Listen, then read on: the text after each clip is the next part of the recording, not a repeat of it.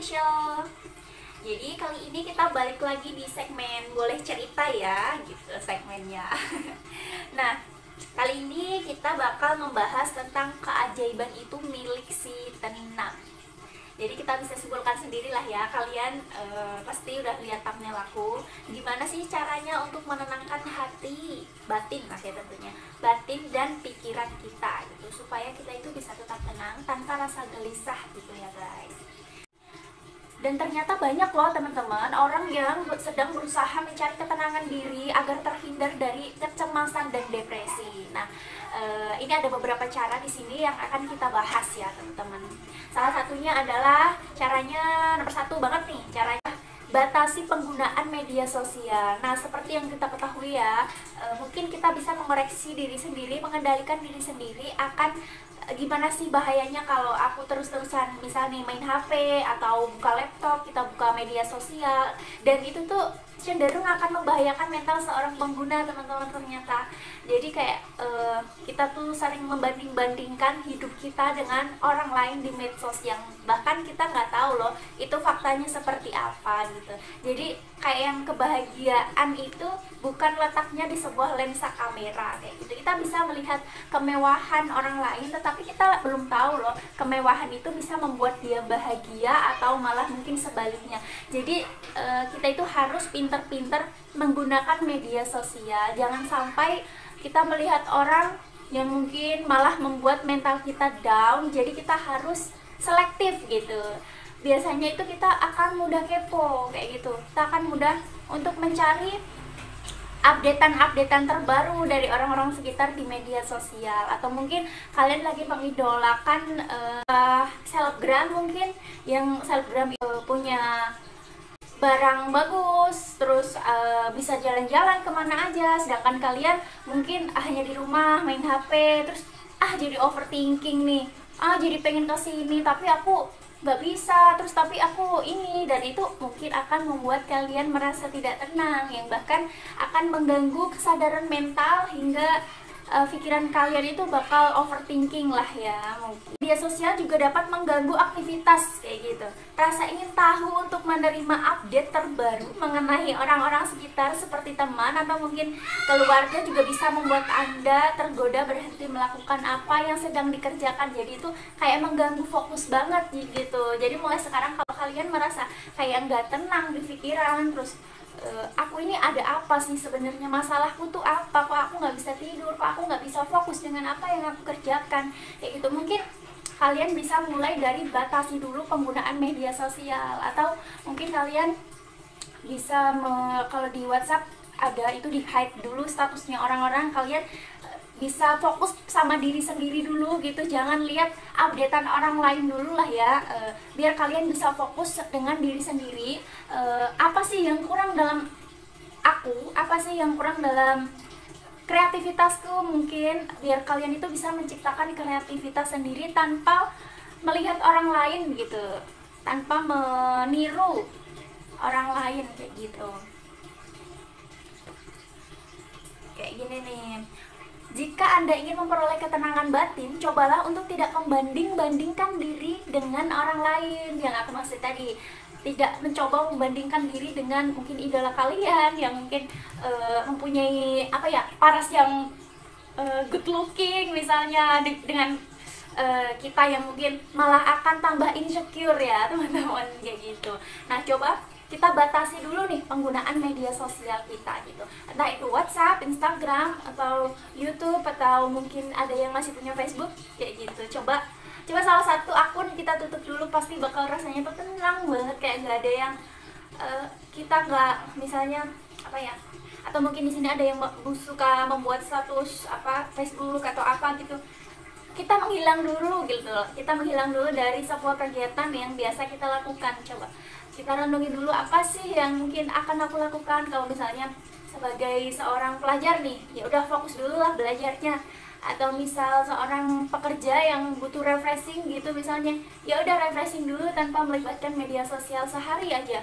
Atau misalnya seorang ibu rumah tangga yang mungkin lagi bosen banget tapi adanya media sosial, coba melakukan kegiatan mungkin masak atau nonton TV, pokoknya cari kegiatan yang lain yang nggak membosankan dan membuat hati dan pikiran lebih tenang kayak gitu. Coba, pasti bakal beda rasanya.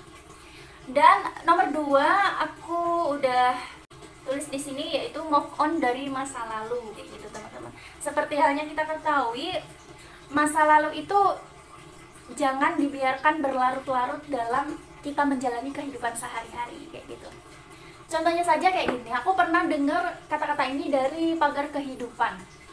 Di YouTube kalian bisa cari Pagar Kehidupan. Nah, kalau misalnya ada seorang cowok, ada seorang cowok gitu, dia potong rambut. Nah, dengan potong rambut itu bisa terlihat lebih keren dan mungkin lebih fresh lah ya, kayak gitu. Anggap saja dengan menggunting rambut kayak gitu, Anda menggunting sebuah kejelekan, mungkin kesakitan mungkin, tetapi itu akan membuat Anda lebih baik kayak gitu. Terus kalian perlu nggak adanya masa lalu gitu? Mungkin ada yang punya mantan mungkin, terus kalian perlu nggak adanya mantan gitu?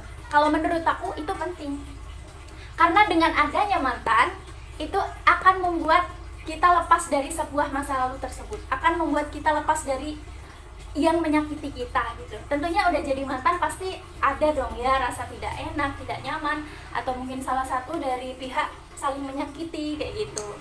Kan dari tadi sesi pertama, kalaupun kita harus menggunting rambut kita untuk menjadi lebih baik, kenapa nggak digunting gitu? Ya udah, lepaskan aja gitu. Termasuk masalah yang menyakiti kita, jadi kita lepaskan saja biar kita hidupnya lebih baik. Jadi move on dari masa lalu itu termasuk penting, karena membuat sebenarnya kalau kita susah move on dari masa lalu, kita itu akan susah loh fokus untuk kehidupan kita yang sekarang dan kehidupan kita di masa mendatang, karena kita akan nge-stuck di situ ke masa lalu terus gitu guys. Kalau mungkin kalian dapat memperbaiki kesalahan di masa lalu, lakukan. Tapi kalau kalian sudah nggak sanggup, udah lepaskan gitu, letakkan di situ, kita pergi ke depan. Apabila kesalahan tersebut tidak bisa diperbaiki, sudah saatnya bagi Anda untuk memaafkan diri sendiri dan orang lain agar bisa melanjutkan hidup dengan tenang. Kayak gitu guys. Nah, nomor 3 nih, dan ini mungkin ya penyakit diriku sendiri, yaitu mudah tersinggung. Jangan jadi orang yang mudah tersinggung. Ketika kita mudah tersinggung akan hal kecil yang dilakukan atau dikatakan orang lain, justru kita akan lebih merasa frustasi. Untuk mendapatkan ketenangan batin, cobalah untuk membiarkan semua berjalan apa adanya. Ya udah, mengalir aja lah apa adanya. Biarinlah orang ngomong apa istilahnya. Enggak lah, aku nggak mudah tersinggung ini gitu. Kalau misalnya tersinggung banget nih, ya udah disimpan aja.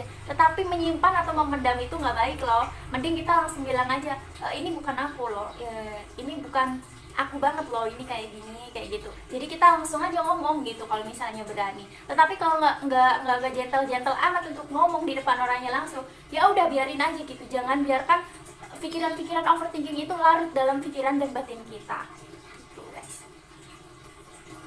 Dan kita itu harus belajar percaya kepada orang lain. Pasti ketenangan batin akan mengikuti dengan diri sendiri gitu. Akan menemukan kedamaian dalam hidup. Mari menempatkan diri dengan tepat. Jangan biarkan pikiran Anda berfokus pada hal-hal yang tidak berkaitan dengan Anda. Gitu. Menempatkan diri dengan tepat.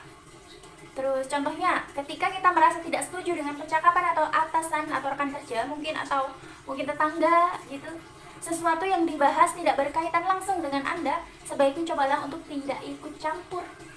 Jangan ikut campur lah pokoknya. Kalau kita nggak tahu apa-apa ya udah gitu, biarin aja gitu. Dan salah satu kunci ketenangan itu gini, kita nggak usah lihat apa yang seharusnya kita nggak lihat, kita nggak usah mendengar yang sesuatu yang seharusnya nggak kita dengar, kita nggak usah ngomong yang seharusnya sesuatu yang nggak perlu kita omongkan. Dan itu bakal membuat hati kita jauh lebih tentram dan tenang gitu guys, dan membuat pikiran kita lebih fresh tanpa memikirkan sesuatu yang gak penting.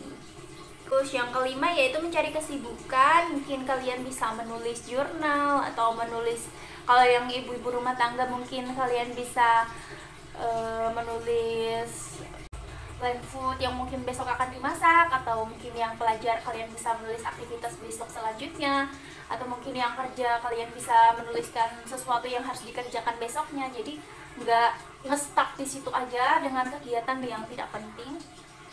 Nomor 6 yaitu luangkan waktu untuk diri sendiri. Kita tidak boleh melupakan waktu untuk me time gitu guys. Untuk menemukan ketenangan batin, cobalah meluangkan waktu untuk pergi sendirian. Misalnya kalau aku sih biasanya pergi ke pasar sendirian kayak gitu, dan rasakan gitu, misalnya kita naik motor sendirian, kita belanja sendirian, itu pasti bakal ini sih jauh lebih tenang untuk berpikir gitu. Setelah cukup tenang mendapatkan jawaban, putuskan bagaimana masalah tersebut akan ditenangi. Kemudian lakukan meditasi teman-teman, yang biasa dilakukan orang-orang untuk tujuan spiritual, yaitu meditasi dapat dilakukan memberikan manfaat bagi fisik dan emosional Anda. Meditasikan diri untuk menyingkirkan pikiran-pikiran yang mengganggu. Selain itu, meditasi membantu kita untuk mengendalikan stres dan kecemasan sehingga Anda dapat merasa ketenangan batin. Teman Anda yang sedang memikirkan, kok aku hidup gini banget ya, nggak pernah lepas dari masalah kayak gitu, selalu banyak banget masalah yang setiap hari datang kayak gitu. Kalian harus lakukan ini. Lakukanlah sesuatu yang kompleks. Misalnya nih, saat Anda merasa lelah, merasa cemas, Anda bisa menjadi akan overthinking yang tentunya dapat memperburuk keadaan.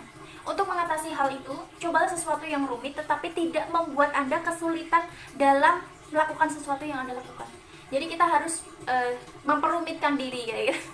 Memperumitkan diri, misalnya buat yang ibu-ibu masak yang lebih sulit lah istilahnya. Kalau buat yang pelajar, mempelajari yang lebih sulit kayak gitu. Kita harus melakukan sesuatu yang kompleks untuk menghindari berbagai masalah dan overthinking yang ada di pikiran kita kayak gitu. Nah, dan ini banget nih, yang kedua yaitu kita bisa lakukan sesuatu untuk orang lain. Percayalah, kalau kita misalnya nih, kita lagi punya masalah yang mungkin berat banget, kalau misalnya kita punya sedikit rezeki, coba kasih rezeki itu ke orang lain yang lebih membutuhkan. Itu pasti bakal kita tuh merasa tenang banget, merasa bahagia banget, merasa tenang, ikhlas kayak gitu. Kayak masalah itu tiba-tiba hilang sendiri dari pikiran kita dan hati kita. Kalaupun ada yang menyakiti kita, coba orang yang menyakiti kita itu kita nggak usah balas, tetapi kita balasnya itu dengan kebaikan gitu.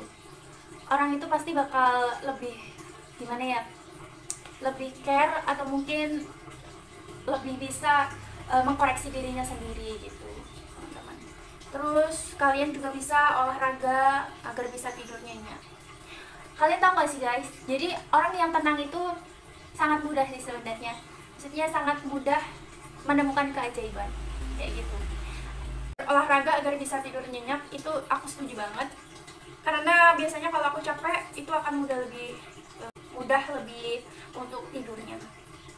Dan kalian bisa melakukan relaksasi diri. Anda dapat melakukan kegiatan-kegiatan yang membuat rileks untuk menghilangkan rasa stres. Aktivitas yang dapat dilakukan untuk merelaksasi diri antara lain menarik napas dalam-dalam. Terus kalian juga mungkin yang sama yang kayak aku, yaitu aku suka pijet. Aku suka pijet, jadi itu kayak membuat relaksasi diri sendiri agar menjadi lebih tenang, otot-otot lebih rileks kayak gitu. Terus ada juga yang terapi, yoga mungkin kayak gitu teman-teman. Udah segitu dulu, yaitu mudah dan sederhana, terapkan cara ini untuk memperoleh ketenangan batin. Dan jangan lupa ya teman-teman, yang satu banget itu kita harus percaya pada Allah. Terus untuk yang agama Islam, tenang itu sebenarnya nomor 2 dari iman. Jadi kita itu yang pertama banget, kita harus percaya pada Allah. Kalau nggak ada masalah yang nggak ada ujungnya, nggak ada masalah yang nggak ada jalan keluarnya kayak gitu. Jadi kita harus percaya dulu sama Allah. Kalau kita udah pasrahkan semuanya, pasti akan ada jalan keluarnya dan kita akan memperoleh suatu ketenangan batin yang sangat luar biasa. Kita akan memperoleh suatu keikhlasan yang sangat luar biasa kayak gitu. Dan ini masih di bulan suci Ramadan, semoga puasa kalian dapat diterima ya, semoga ya. Semoga puasa kita lancar sampai sore nanti, sampai azan maghrib. Untuk kalian yang belum subscribe dan like, mohon subscribe dan like-nya juga. Assalamualaikum warahmatullahi wabarakatuh. Terima kasih.